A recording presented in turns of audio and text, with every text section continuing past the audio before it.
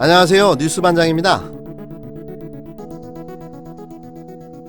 25일을 기점으로 일부 언론과 법조인 그리고 변호사들이 현재 벌어지고 있는 검찰의 조국 장관 수사에 대해 입을 열기 시작했는데요. 우리가 몰랐던 새롭게 드러난 사실들이 실로 놀랍습니다. 하나하나 팩트체크해가며 확인해 드릴 텐데요. 이게 사실이라면 검찰이 조국 장관을 포함한 가족을 기소해도 얻을 수 있는 건 아무것도 없었던 겁니다.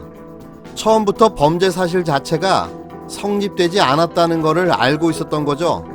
그냥 수사를 질질 끌면서 사퇴를 압박하고 창피와 모욕을 주면서 2달 동안 개 끌고 다니듯이 질질 끌고 다녔던 건데요. 정말 분노가 치밀어 올라 어찌할 바를 모르겠습니다.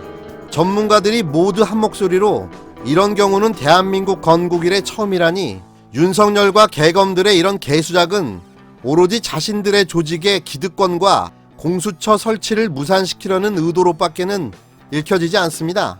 그럼 여태 검찰의 수사 내용과 이유 그리고 예상 결과를 중심으로 말씀드리겠습니다. 이 내용은 더룸 박주훈 변호사의 검찰의 조국 장관 수사 관련 현 시점에 매우 중요한 팩트 정리, 이 내용을 참고했음을 밝힙니다. 우선 내용이 길어 혼동이 될 수도 있기 때문에 각 호마다 번호를 말씀드리면서 설명드리겠습니다. 총 12가지의 항목이라는 점 미리 말씀드립니다.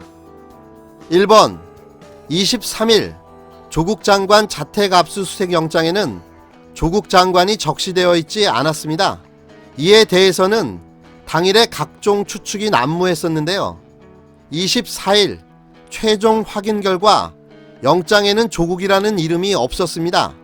이 점이 매우 중요한 포인트인데요. 꼭 기억해 두시기 바랍니다. 앞으로 설명을 드릴 때 있어서 중요한 정보가 되기 때문입니다. 2번 따라서 조국 자택 압수수색이 아닌 정경심 자택 압수수색이었던 겁니다. 조중동을 중심으로 언론들이 일제히 조국 장관에 대한 압수수색인 것처럼 퍼뜨렸고 심지어 대놓고 영장에 조국 장관이 적시되어 있다고 명시한 기사들까지 나왔는데요.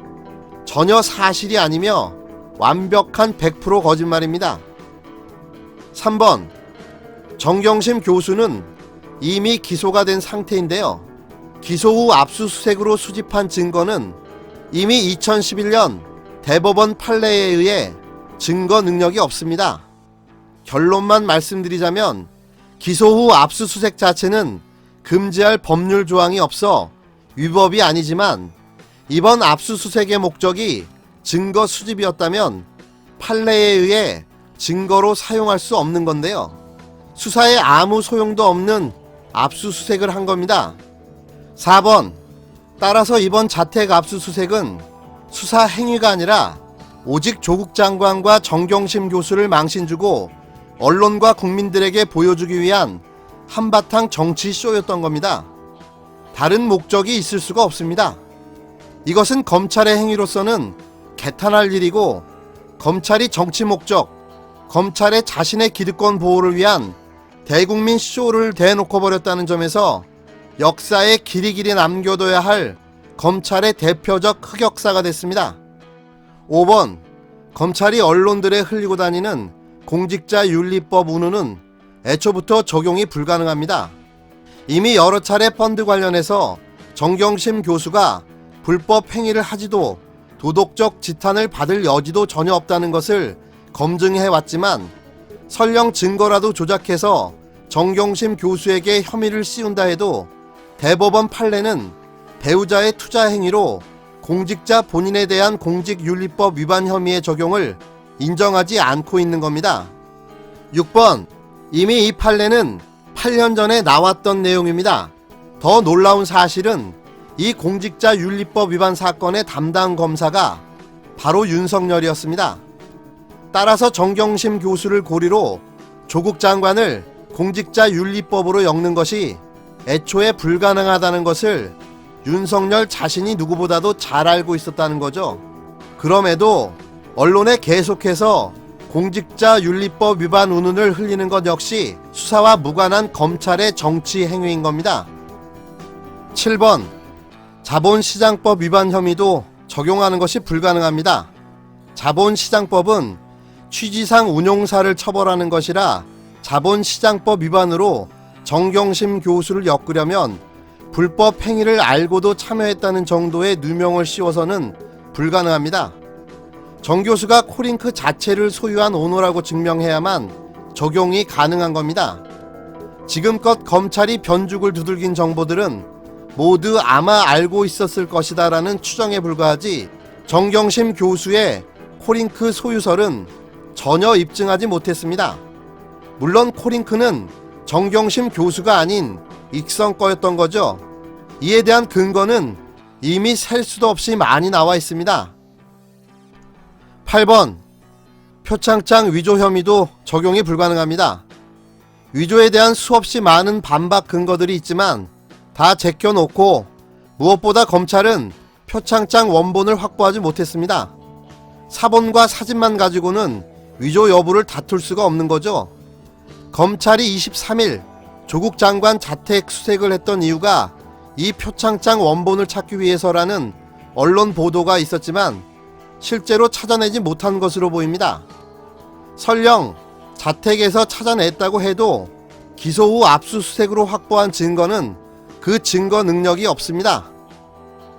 9번 인턴 증명서 위조 역시 명제 자체가 성립이 되지 않습니다.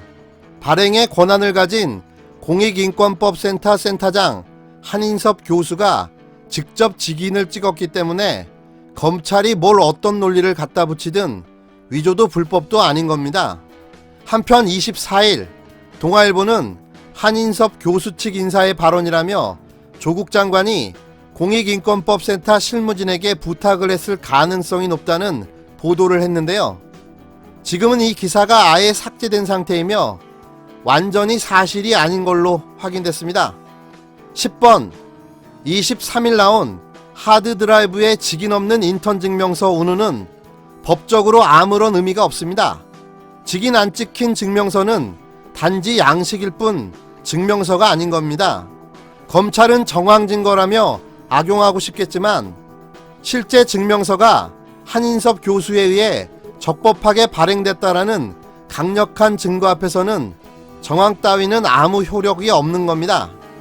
11번 검찰이 조국 장관이 웅동학원 소송에 관련됐다고 주장하려 흘리고 있는 웅동학원 서류, 자택 PC 발견 운운도 법적으로 전혀 아무 효력이 없습니다. 조국 장관은 상당 기간 웅동학원의 등재이사였으며 학원 운영에 거의 관여하지 않았다고 해도 등재이사가 서류 정도 받았다고 해서 소송에 관여했다는 주장이 성립되지는 않는 거죠. 더욱이 웅동학원 소송은 조국 장관 동생이 서류에 의한 명백한 채권을 단지 채권 소멸을 막기 위한 기한 연장 목적으로 소송을 했던 것으로 패소가 뻔한 소송에 상당한 비용을 들여 변론을 했다면 오히려 그쪽이 배임인 겁니다. 12번 증거인멸 교사 이 혐의도 전혀 적용이 불가능합니다.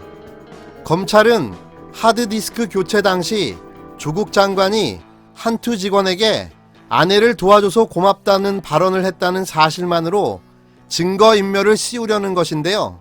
뭐 이건 따져볼 가치도 없습니다.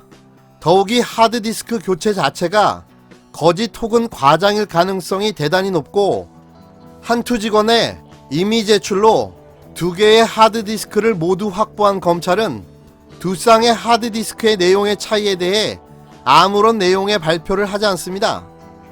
이는 추정컨대 교체가 아니라 백업용 복사였을 가능성이 높다는 얘긴데요.